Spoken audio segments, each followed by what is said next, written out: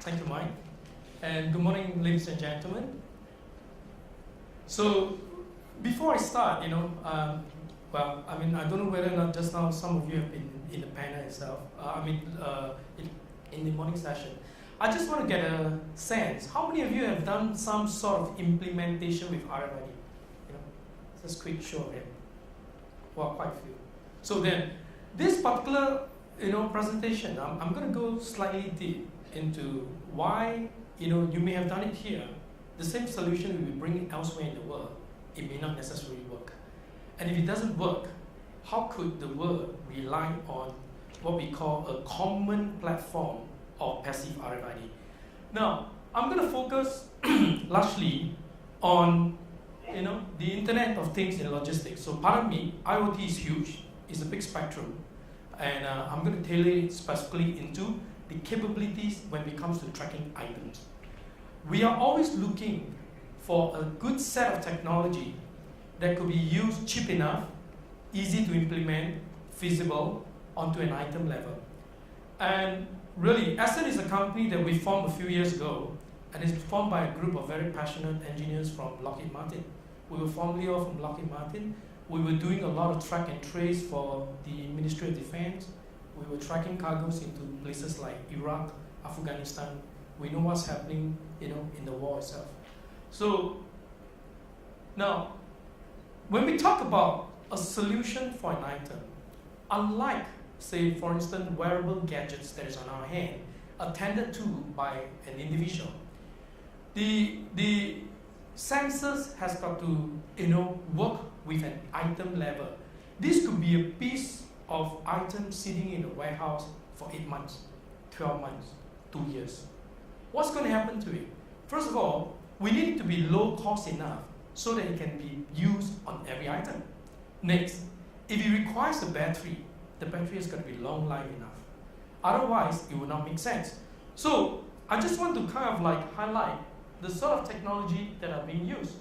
We're all familiar with the passive RFID and made very popular by EPC or the EPC Gen 2 compliance tag that could be used. You're familiar with all these technologies as well. We're using them today, right? And also sensors, right? And unfortunately, if you're really going to get environmental sensing, like if you need to sense an item, if it is in light, if it has been shaken, if it has moved,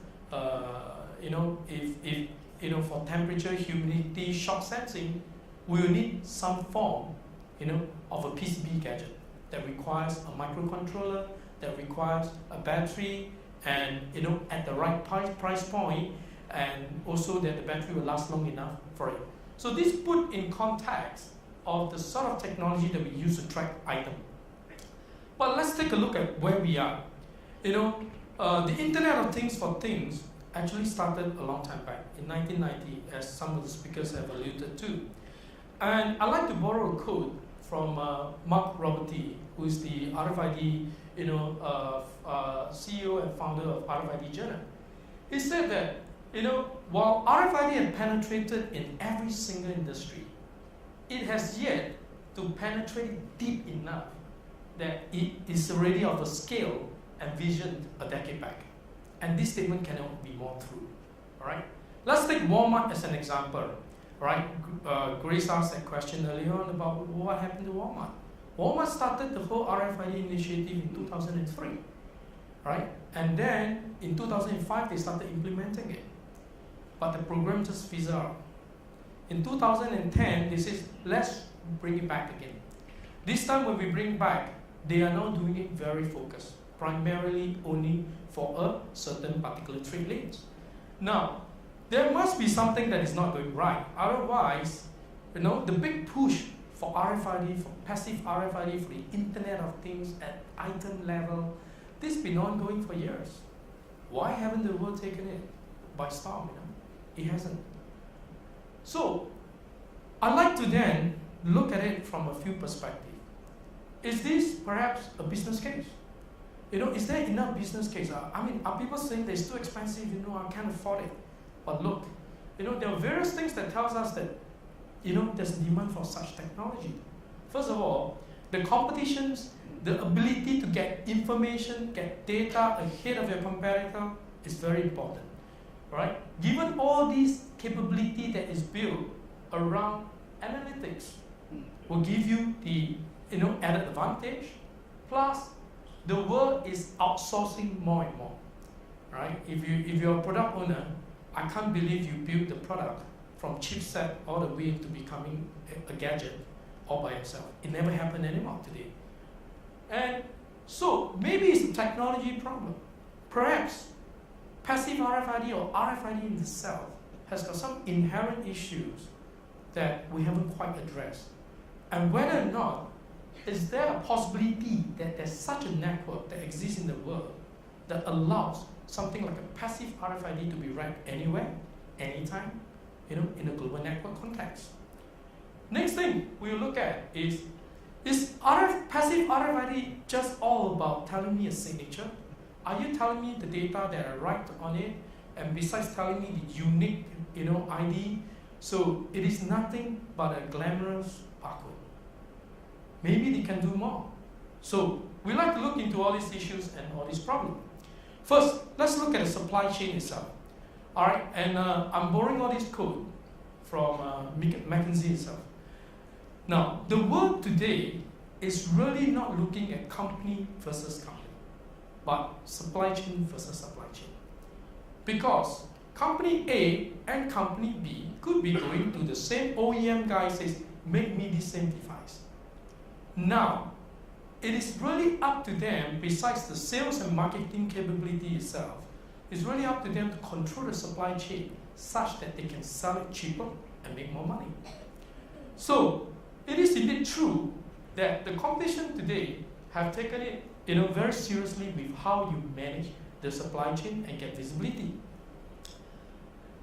I'd like to show you a paradigm shift, which some of you are really familiar with. Right up to the 80s, companies still believe in producing everything themselves. But when we move into the 90s, they're starting to outsource things like manufacturing, payroll, call center, logistics. In 2000s, they even moved R&D and technology. Right? So you will find the most appropriate companies to help you with different parts of your business. In the year 2010 onwards, people are seeing that some, and in fact, a lot of enterprises only focus on two items: brand, sales and marketing. Everything else is going to be outsourced. It's an amazing shift. It's an amazing change. With this change, what does it mean? If I don't understand where my goods are, if I do not understand my supply chain, I definitely cannot win. I will not be able to manage it well. So, having said that, right, the Internet of Things surrounding a concept we call nested visibility is very important. It talks about if I have an item going in the carton into a pallet then running into a conveyance like a container and going around the world, you want to know at each particular juncture of its supply chain route itself, where are my cargo, where is everything, and what is the state of the cargo itself. So this in itself tells us the need, but have we found right pieces for every one of them? I mean, we have been a company trying to do this for a while, and the answer is we haven't quite found a technology that works very well at item level. So I'm going to share with you some of our case studies of things we do, but we're still constantly working on the details of what needs to be done at the item level. Now, Ascent does a lot of tracking. We bring sensors and we attach them to moving conveyance like containers. And it will be read by, again, moving readers. These are moving readers integrated with SATCOMs like Iridium. We integrate with GPRS. We integrate with RFID. We integrate with GPRS. So using a combination of technology and, like I said, answering the earlier question, providing the right layer of security, we then provide an end-to-end solution on a cloud-based platform for SaaS. This is what we do. So we secure things like airwell, containers, you'll be familiar with these, fuel, so that we provide constantly the information of where exactly is the piece of cargo, what is the security reading, what is the sensor reading with the cargo itself in the supply chain. We've done this, and we're very proud to say, as a Singapore company, we've been endorsed by many governments in the world, especially in countries where they have to serve a lot of the landlocked country. Examples would be like Kenya, Tanzania. Kenya, Tanzania every day sees a lot of supply going through them, through the port of Mombasa, through the port of Dar es Salaam. They move cargoes into the hinterlands for the likes of Burundi, Uganda, and Rwanda. These countries depend on supplies coming in through other countries because they are right in the middle of the continent. They then needed the technology to make sure that they know it is safe, the food have not been tampered, and that they can actually get the items on time. We also provide tracking for our own Ministry of Defense. We track a lot of our overseas training exercises. So all the guns, artilleries, all our live ammunitions are tracked by us because they go on commercial carriers, right? And also items like this. These are some of our tracking. I'll go real quick. You can see that we provide this, and there's actually a monitoring center, a NOC itself, that provides all the key information reading. So the IoT is real, it's happening, and it's happening a lot in the third world country. You'll be surprised that there was a case that if one of the customers did not use our technology, they lost 2 containers of coffee bean. These are 20-footer containers of coffee bean. That 2 containers of coffee bean is worth US 1.5 million. We were shocked. We said, we didn't know coffee cost so much. So now we know. And the worst thing is, the coffee growers themselves say, there's no way to replace those top grade coffee grains from anywhere. No way. Which means that their supplier, the customers is not going to get it for quite a while. Now, we also recovered lost car, vehicles. We're in public news, all the time because we recovered a lot of things. We even recovered full truckload, full BLC load of petrol, fuel, so on and so forth. Coming back, having done so much implementation in the last couple of years, right? Why is it that at item level we're still facing issues and problems? Now, another good indicator that tells us that the market is really looking for a solution is that what we project that RFID will have a net market cap of about US 8 billion. There is yet to be a company that we know of that is more than $1 billion that is in the RFID space. There are a lot of small. Some of them are just chip makers. Some of them are just inlay makers, manufacturers. But there isn't a solution that is worth, more than 1 billion. So what could be the problem then? Now, when we start to dissect into the passive RFID market, we realize that, attack still up until now, today, has got a lot of time a challenge with communications. You do not get very good read rate of a passive RFID tag. It may read well in the context of how you design, and let's say in a shop, in a retail center, you use it, and in bookstore, when you walk right through the 2 gantry, it beeps. It works well.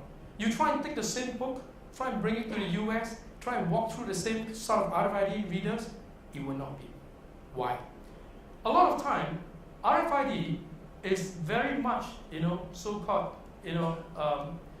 exposed to external or near matter situation. Whenever there's external challenges, RFID do not read well. Next thing, I'm not trying to get too deep into the technical aspect of it. In order for an RFID tag and readers to read each other, 2 things need to happen correctly. 1, the impedance set onto a chipset and the impedance that is set onto an antenna need to match. But the unfortunate fact is, antennas are always going to be affected by external factor. So when you design an RFID tag at item level, you put it in an aircon room, you try and do a reading, versus when it is in room temperature, versus when you try and put it onto your own skin, right? Or put it onto a metal casing, they will all produce different results. With so much problem, how can RFID be used then, right? So the next thing is that I just give you another example. This is an example that came from a tag maker, right? So he's saying that when I use a reader at the range of 950 to 959, I only read 15 cm. But when I tune the reader to read it at 918 to 922, I get 2 meter. Think of 2 meter versus 15 cm. And it's about tweaking it. So, which means that for RFID to work well, a lot of effort must be put into the implementation. It is a huge effort. We have to make sure that everything is tuned right for a particular application and usage. Next thing, this will sound very familiar to quite a few people. If I apply an RFID tag onto a metal surface, over time, the RFID tag is going to have a standoff. What do I mean by a standoff? It's going to pop up from the surface a little bit. Just a 5 millimeter pop up, you are going to now detune it by as much as 5 to 7 dB. That means your read efficiency will reduce by 75 to 80%. If I used to read a meter, all of a sudden I'm reading 20 cm. That's as bad as that. And the world today operates on different frequency. If the audience doesn't, if you are not aware of this, this is the true fact. Singapore operates on a frequency band of between 920 to 925 and 866 to 869. It's pretty narrow, right, in that two range. US operate a different frequency. Europe operate a different frequency. Think of that frequency issue that I told you about. If you bring this tag and you try and now bring a Singapore RFID tag and send it to Walmart in the US, they will not be able to read it well. I read it in Singapore, I don't read it in Walmart itself. So, we like to now bring the, while we know that this is an existing problem, I think the world now needs something unique, something different. What if the chip itself knows how to, instead of setting an impedance to it, knows how to say, hey, I'm reading different frequency band, therefore I tune my own impedance. Next thing, that I could tune my own impedance, is there a way that I could even allow further applications to go on it? Now, we actually work with a company called RF Micron, and the reason why I'm in the States itself is because we were looking to produce a tag called pasta. And I'm very sure there will be many companies, right, after this, maybe in the next 2 quarters, you're going to see a lot of passive sensing, self-tuning, microcontroller-free, passive RFID tag. It is a very interesting concept. What do I mean by that? You imagine this, that the tag today allow external materials to be put on top of the antenna. By doing so, it will now help you even sense external factor besides the self-tuning part to adapt to the antenna readability.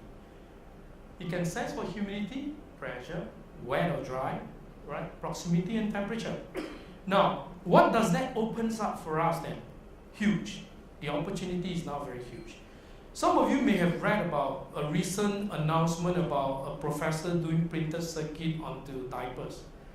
The tag that I'm just talking about, that tag only reads 10-15 cm, right? And whereas, right, we are looking at making diaper tags that will read meters, right? And these diaper tags will tell if an elderly wears it and the elderly is sleeping, you don't have to wake the elderly up. You will be able to do a scan and it will tell you, yes, it's wet, it's not so wet, or it's really wet, please do a change immediately. So the possibility then goes way beyond.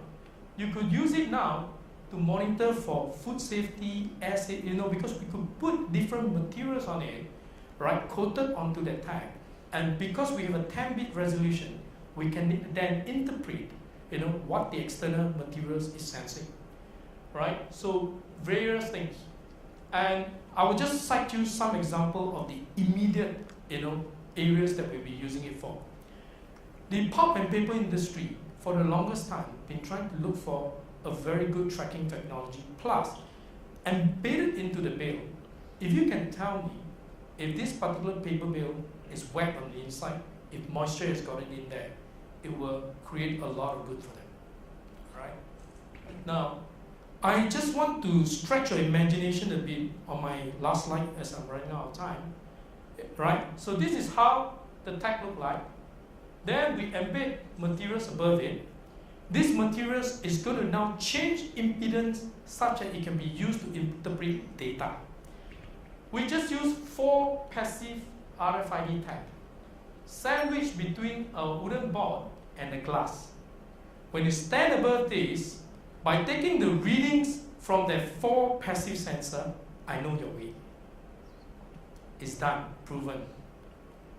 And it is pretty amazing. No scale, no nothing. The chip will interpret your weight. Next thing, we then embedded the same chipset, right, the same sort of design onto tires. I could now use an RFID reader and I can read out the tire pressure. And this could be one of your cheapest TPMS because it doesn't cost much. It's in low dollars. Right? So with that, thank you very much, and we're definitely looking forward to more sensors for more things and a very connected IoT. Thank you very much. Thank you, CK.